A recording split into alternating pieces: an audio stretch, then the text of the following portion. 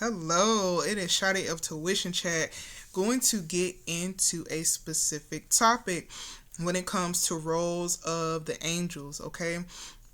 And specifically, we're going to talk about the angel Jesus, okay? And how Jesus is considered an angel, okay? Where is that even coming from? And the who, what, where, when, why, and how, okay? So, this download came to me quite a while ago, and it's become more apparent and backed up by other factual information, right? Okay, so when it comes to religious texts and stating that the Most High gave his only begotten Son, who is the Father then, if Jesus is a Son? So, during that time period, during Roman times, there were a lot of like sinful activities going on, orgies, incest, abuse, rape, all these sorts of things were occurring. And so therefore the only individual that was following the Most High's guidance is that of Jesus. And so Jesus was charged with the duty of showing the world the Most High's promise and showing the world that whatever the Most High said he would do will be done. Okay, I will rise your flesh again, people, because that's the end of life. That's our seculum, four seculums. And that at the end of life, that's the end of life. However, the Most High proved through Jesus as him being the sacrificial lamb, showing that, yeah, I have the power. I have the power. The Most High has the power. Not following these fallen angels into the kingdom of darkness. Okay, and so it's best for us to get into a bit of the structure of how this thing operates. Okay, so it's three tiers, and so those tiers can also have some subsects in them, but this is the basic blueprint of that structure. Okay, so you have the Most High, the Creator, Oluwa, Allah, God at the very top, right? And only name some of those because through other religions and other cultures, there are different names given to it because people speak different languages. People are from different parts of the world. You have people that almost essentially give thanks to different entities around them. They live on water. They're probably going to, focus more on the water element. If they're living on land, they're going to focus on the land element. Things of that sort, okay? So in that process of giving thanks to the Most High and appreciation and gratitude, the development of religion looks different in these different religions. However, there is a religion that tries to incorporate a bunch of different religions into one sect to say that, follow this religion, and that way it kind of is overarching, which is the Baha'i faith. However, it still applies some sort of structure to other religions, which, I mean, I've studied Baha'i a bit. However, it still goes back to subjugating and removing people that don't fit the bill, right? And that's not what we're here for. The Most High is all knowing, all loving, the curator, the creator. And so therefore, we have to exercise love and acceptance for how other people worship, as long as it's not bending someone else's will, not harming someone, not doing things against God's will. Those are the basic things. As long as you're not going against that, harming other creatures for your benefit. Now, if you remove an animal off this planet and you're consuming its flesh and its organs and other parts, then that's totally fine. Not just offing an animal because it's considered an energy sacrifice, a blood sacrifice for whatever mission you have. That's a totally different. That's a totally different thing, and therefore those things should not be occurring. However, other ways in which you worship. If you decide your way of worship is to go out in nature, return to the garden. You pray in the garden. You take your shoes off. You light a candle. You burn incense.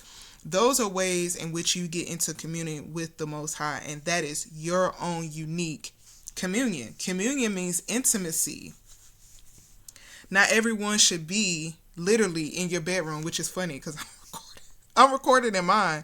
However, I let me ring a bell on that because I don't want no type of energies coming up in here. Okay. All right. All right. All right. Okay. So yeah. Okay. So we went through the structure. The Most High, Oluwa Allah, the angels, the fallen angels, are below the angels, but within that same like context or that same realm, right? That's why they're able to battle, right? They're able to assist you in ethers to eradicate different things when it comes to fear, anxiety, stress, worry, anger, illness, ailments, all those sorts of things. And then the last tier is woman and man, okay? Woman and man, Adam and Eve in the garden, okay? So Jesus, his role with being a sacrificial lamb during that time period specifically was no one was following. Everybody was worshiping, other gods. And so therefore God was like, what? What are you doing? Like, and already knows what's happening. So even though I say scanning, he already knew who was who and who was birthed, who all before this occurred, right? The blueprint is laid out 1,000 million billions of times over. Okay, this planet has been here and been around, so this experience is nothing new. So when he said, okay, this is the lesson that I'm going to show people who is actually a follower of my teachings. And so whoever followed Jesus, and that's only following Jesus is in the physical, right? Because again, God knows your heart, knows, your good deeds, knows your intentions, which is very important, right? So Jesus became popularized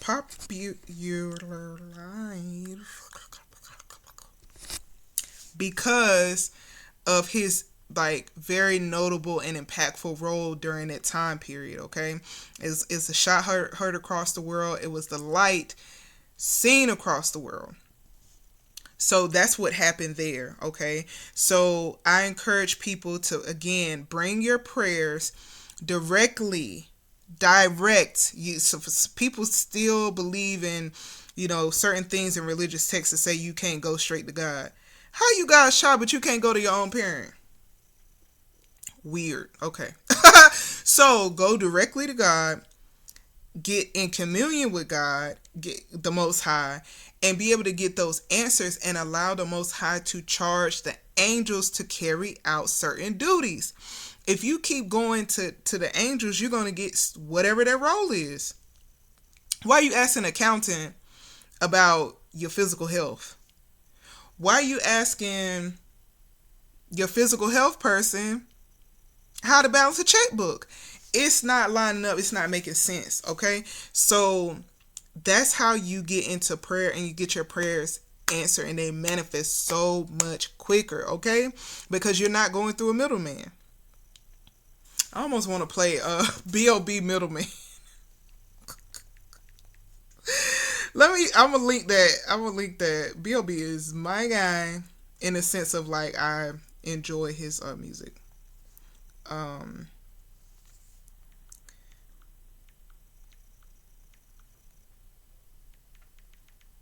Maybe I'll play just a little bit. No, I won't, because I don't want the thing to be flagged, copyright, whatever. But yeah, B.O.B. middleman. So I think that's it.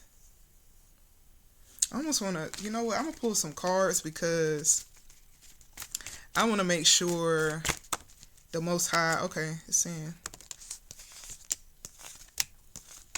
okay, it's saying I did everything. I got the Chariot, the Knight of Wands, the Strength, the Six of Cups, the Four of Wands, and the Five of Swords. It's like it's done. Like you've expressed what you need to express. People gonna get it. They're not gonna get it. Whatever. Some people gonna be spying. Feel like it's a lot.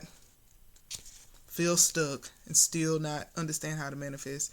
But baby, go into, listen to your intuition, go into solitude so you can actually understand who is who. Because again, there are some people that are praying directly to angels. Angels are charged with a specific duty. There are fallen angels, okay? Fallen, darkness, can't get out. The only way that they're finding themselves out is through light of others, okay?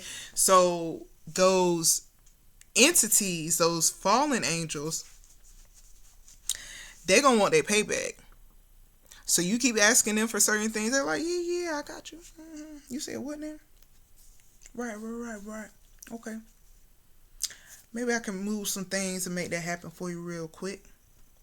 Even though God's will prevails over that. It could be a little, pawn on the chessboard. Okay, let me move some things around. Then God be like, what? Not going to happen, especially when you're on mission.